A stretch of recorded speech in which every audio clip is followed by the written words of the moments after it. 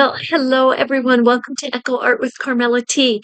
Today we had interruption in the internet network because they were actually working on it to enhance it to make it better.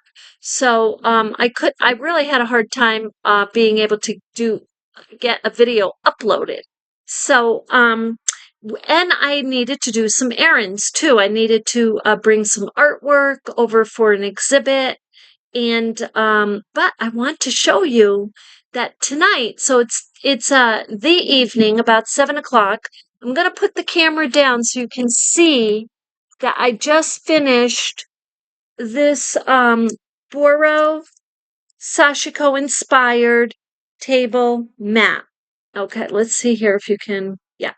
So the heart is up here. I just put that little heart on, as you know, as just something I wanted, um, a little applique kind of in the middle of this.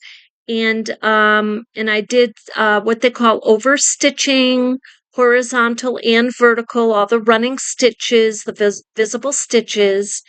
And the backing that I'm using for this, I'm going to turn it this way, is surprisingly complementary to the piece. And I'm going to show you, you've seen this before.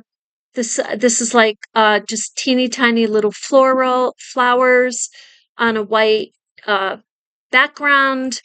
But look at this. I want to, before I sew it on, and that will be the next step, I want to show you how I fold it. I do 2 folds. And I'm going to pin this in place.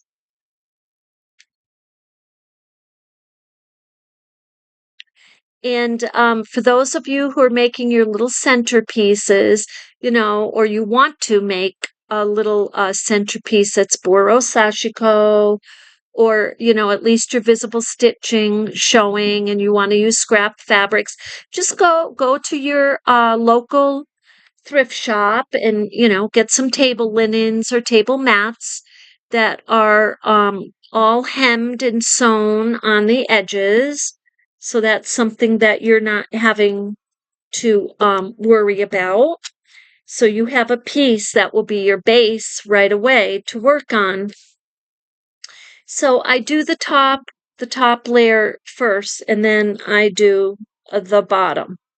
So I do it that way because I'll show you why after we pin this down.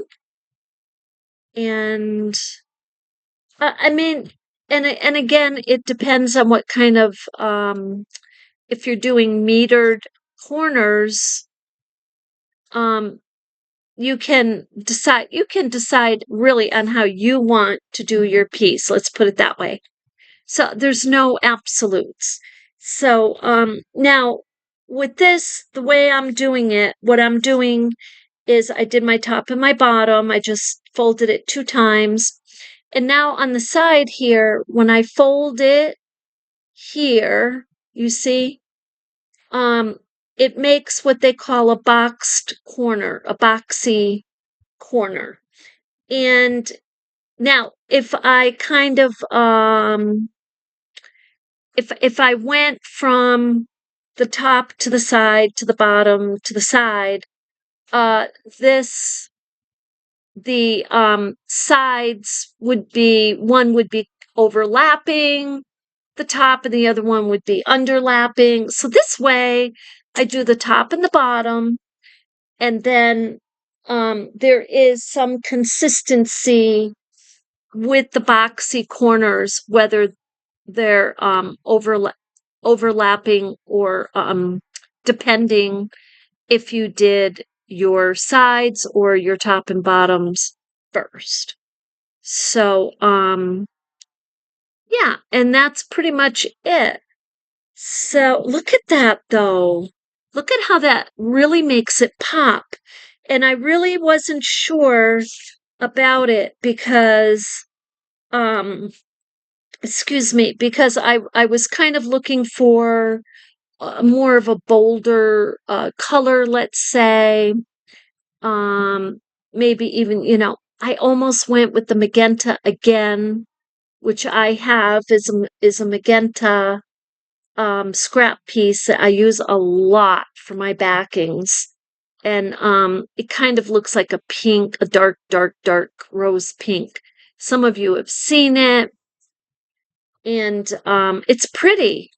But you know what? It is kind of a darker color, let's say, than these. These are all very bright, springy, summery type of colors.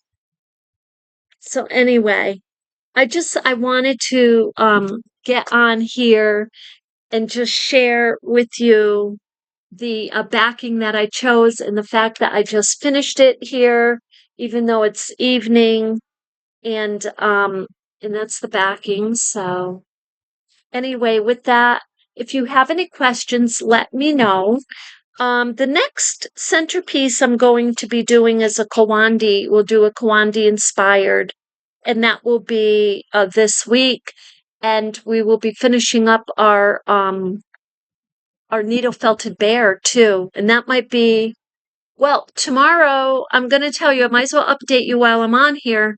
Tomorrow I need to go to the guild, so the morning is kind of gone right there.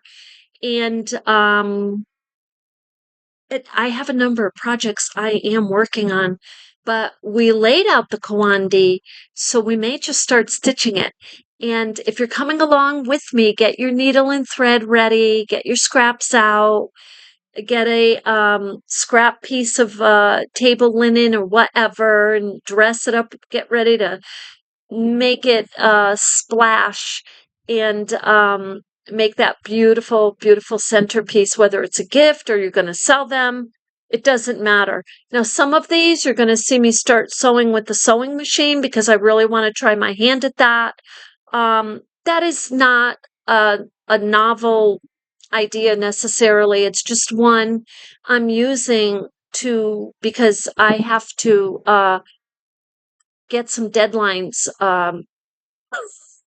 met, let's say. So, with that, I hope that you have a beautiful evening, and thank you for letting me share.